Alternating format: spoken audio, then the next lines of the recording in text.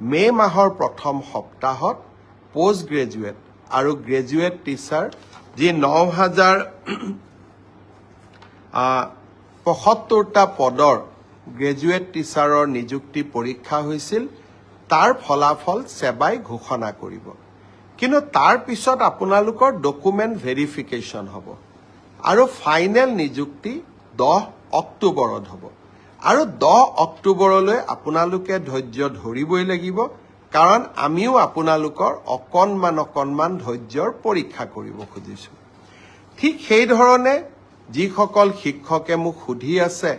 ৫,৫৫০ৰ list কেতিয়া দিব আপোনালোককো মই জনাব খুজিছো যে এপ্ৰিল মাহৰ ভিতৰত আমি আপোনালোকৰ ডকুমেণ্ট ভেৰিফিকেশ্যনৰ কাম শেষ কৰিম মে মাহৰ পৰা আপোনালোকৰ প্ৰভিজনেল লিষ্ট ওলাব কিন্তু নিযুক্তি 10 অক্টোবৰত হ'ব আৰু তেতিয়ালৈকে আমি সকলোৱে ধৈৰ্য ধৰিম কোনোবাই ক'ব পাৰে যে নতুন নিযুক্তিৰ ল'ৰা ছোৱালীয়ে যদি ইমান দেৰিকৈ দিওঁ তাতো পোষ্ট ল'ব নেকি নহয় নতুন নিযুক্তিৰ তালিকা 10 অক্টোবৰৰ পিছত ওলাব গতিকে 10 অক্টোবৰত যিসকলে নিযুক্তি পাব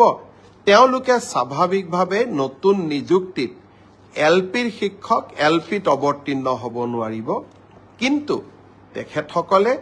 ইউপিৰ পৰীক্ষাত বা আপাৰ প্ৰাইমেৰীৰ মেৰিট লিষ্টত তেওঁলোকৰ নাম ডেফিনেটলি অন্তৰ্ভুক্ত হ'ব পাৰে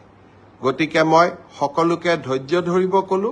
গ্ৰেজুৱেট আৰু পোষ্ট গ্ৰেজুৱেট টিচাৰৰ ৰিজাল্ট মে মাহত কিন্তু আফটাৰ ডকুমেণ্ট ভেৰিফিকেশ্যন নিযুক্তি